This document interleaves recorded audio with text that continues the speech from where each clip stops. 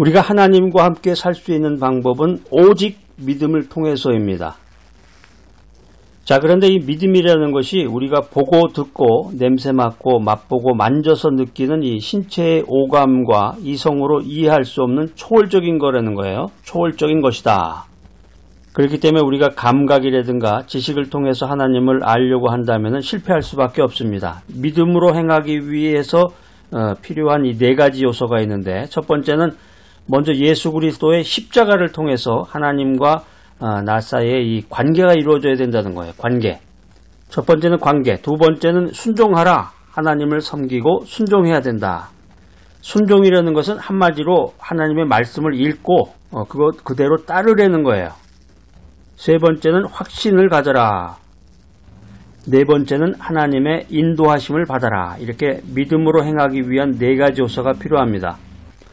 마가복음 9장에 보면 이제 어릴 때부터, 날 때부터 벙어리 귀신이 들려있는 그 아이에 대한 이야기가 나오는데, 이 아이의 아버지는 자기의 사랑하는 이 아들을 어떻게 해든지 고쳐보려고 온갖 수단 방법을 다 강구해 봤습니다. 제가 알고 있는 어떤 지인의 아들이 이제 이런 똑같은 병은 아닌데 이런 핸디캡이 있어가지고 국내 의사들이 고칠 수가 없다고 그래요. 병명 자체가 알 수 없는 그런 것들이 요즘에 많이 등장합니다. 그래서 이 아버지가 이제 외국으로 돌아다니면서 이제 미국이라든가 의술이 발달된 국가를 돌아다니면서 미국이라든가 뭐 유럽이라든가 이런 데를 다니고 또 뭐 인터넷에 있는 자료도 뒤져보고 의학 서적이라든가 논문 같은 것도 보면서 온갖 수단 방법을 다 강구하고 있는 그런 모습을 봤는데, 이 마가복음 9장에 나오는 이 아버지도 그런 수단과 방법을 다 강구해 봤습니다. 자, 그런데 아무런 방법도 이게 통하지 않는 거예요. 그러다가 이제 소문을 듣게 됩니다. 예수님의 제자들이 말하는 그 소문을 듣고 이 나사렛 예수의 능력을 입은 제자들을 통해서 이 쩔뚝발이 발이 펴지고 또 눈먼 자가 보게 되고 병든 사람이 병고침을 받았다는데, 야, 대단하구나. 이 사람들이 내 아들의 병도 고쳐줄 수가 있을까? 이런 생각을 가지고 마지막 희망을 가지고 제자들에게 달려왔던 거예요. 그러니까 예수님의 제자들이 아이를 고치려고 여러 가지 방법들을 시도해 봤는데, 기도도 하고 뭐 귀신 추방을 위한 그런 명령도 내려봤습니다. 나사렛 예수의 이름으로 물러가라! 뭐 우리가 이제 그 귀신 추방을 위한 그런 명령을 우리가 흔히 들을 수는 없는 거지만, 나사렛 예수의 이름으로 나가라! 뭐 아무런 방법이 통하지 않는 거예요. 뭐 해봤자 되질 않는 거야. 지난번엔 통하는 것 같았는데 이게 안 되니까 제자들이 굉장히 당황을 하게 됩니다. 변화산에 계시던 예수님이 이 세 명의 제자들을 이끌고 내려오시다가 이 무력과 당황과 절망과 실패의 현장을 보게 됩니다. 사건의 종결부에 예수님의 제자들은 선생인 예수님께 아주 중요한 질문을 하게 되는데, 그게 바로 이제 마가복음 9장 28절에 나옵니다. 자, 성경 한번 찾아보세요. 마가복음 9장 28절. 항상 이 성경을 옆에다 놓고 성경이 나오면은 그 성경 구조를 이렇게 찾아서 언더라인도 하시고 자기의 그 느낌이라든가 하나님이 들려주시는 음성을 보다 이렇게 깨알같이 이렇게 좀 적어 놓으셔야 돼. 그러니까 귀로만 듣는 사람, 종이에다가 무언가를 적는 사람, 또 그 느낌이나 생각을 실천하는 사람, 다 다른 믿음을 가지고 있는 사람인데, 마가복음 9장 28절 시작. 집에 들어가심에 제자들이 종용이 묻자오되 우리는 어찌하여 능히 그 귀신을 쫓아내지 못하였나이까? 우리는 어찌하여 고칠 수 없었습니까? 주여. 우리는 어찌하여 아무것도 할 수 없었습니까? 주여. 우리는 어찌하여 이것을 해결할 수 없었습니까?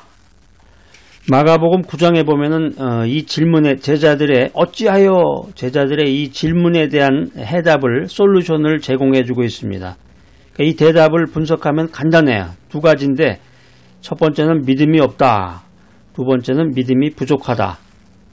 여러분들은 하나님 중심으로 인생을 살아가시면서 예수를 구세주로 항상 믿고 믿음이 있고 믿음이 충만하신가요?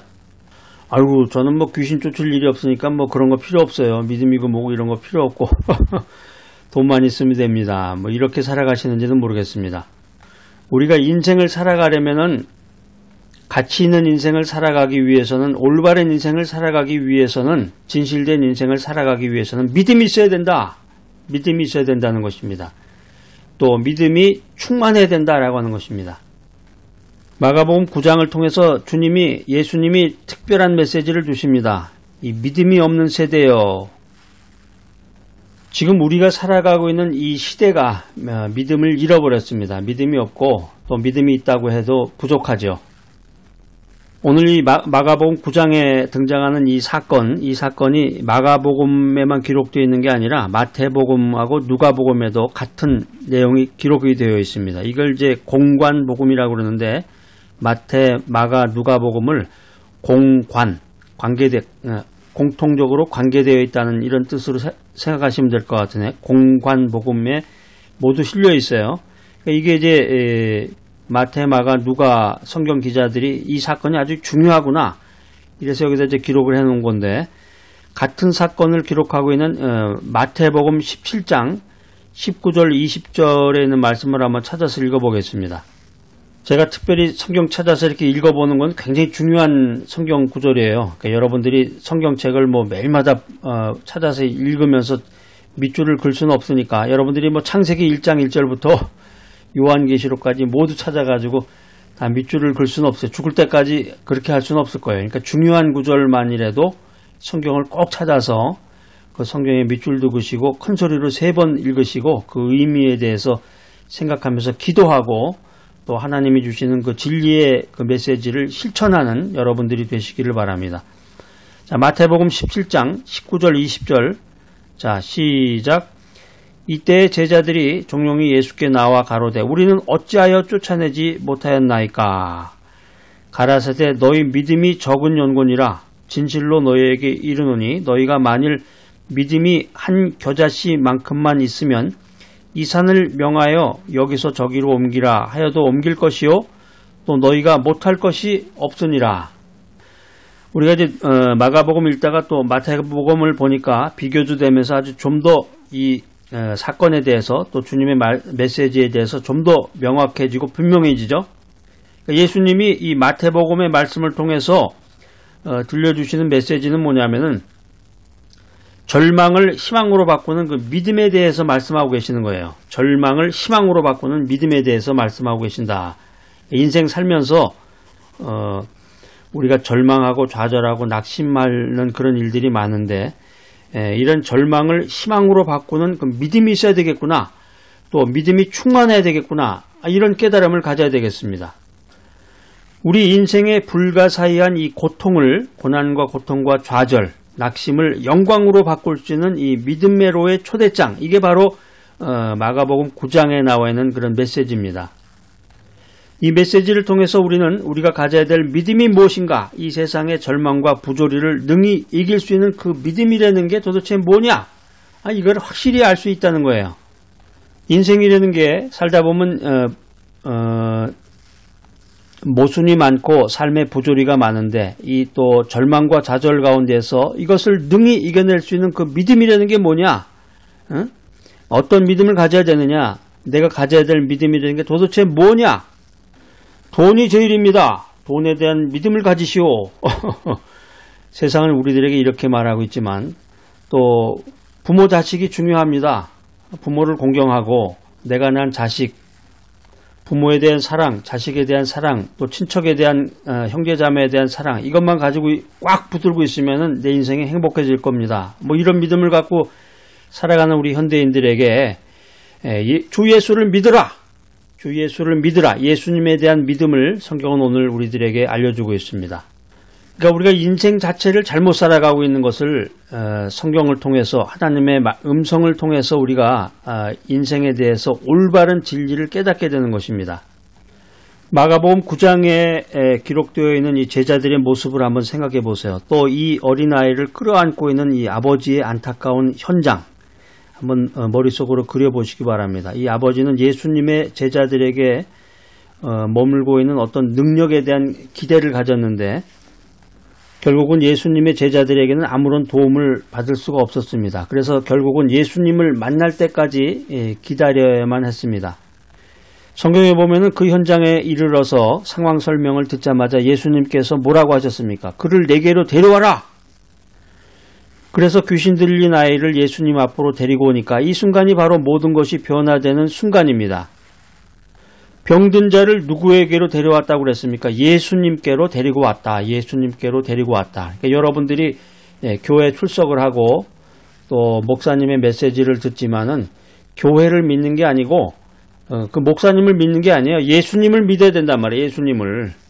교회에 간다고 해서 무슨 문제가 해결되는 게 아니고 목사님하고 상담하고 목사님한테 기도받는다고 무슨 문제가 해결되는 게 아니고 교회 가서 주님의 음성을 듣고 목사님의 메시지를 통해서 하나님의 영광을 체험했을 때 모든 문제가 은혜 안에서 할렐루야가 된단 말이에요. 하나님을 찬송하게 된다.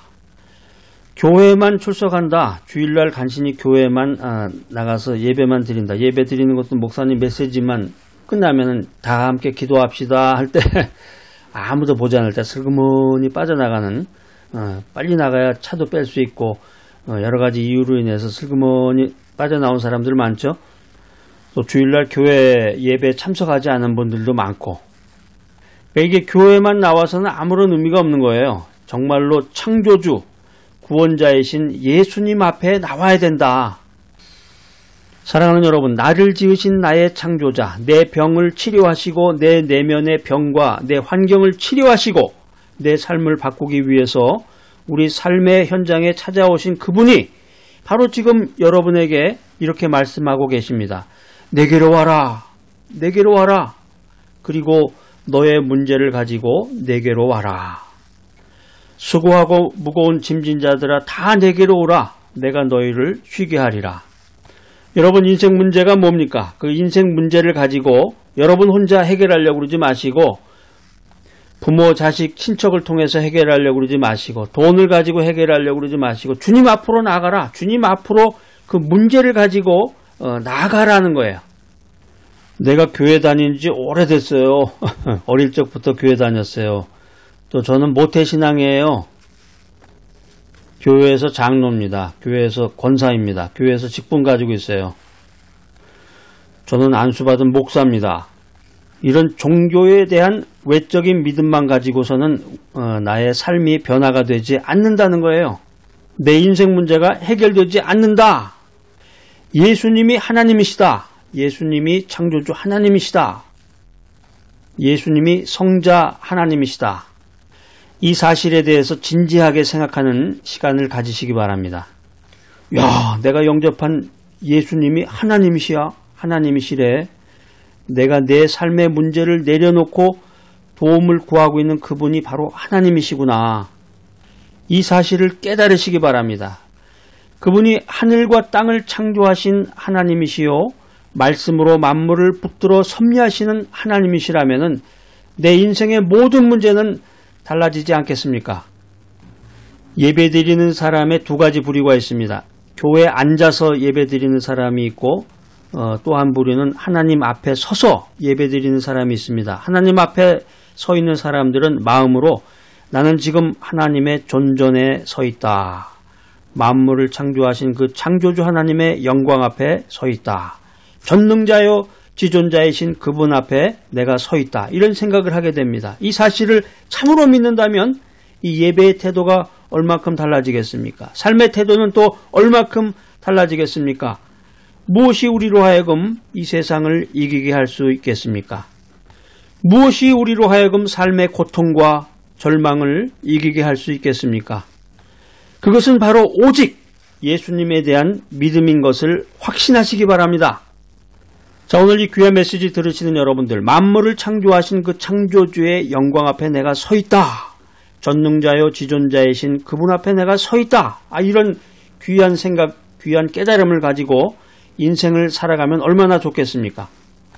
예수님에 대한 확고한 믿음을 가지고 삶의 고통과 절망을 이기며 살아가는 귀하고 복된 여러분 모두가 되시기를 간절히 기대합니다.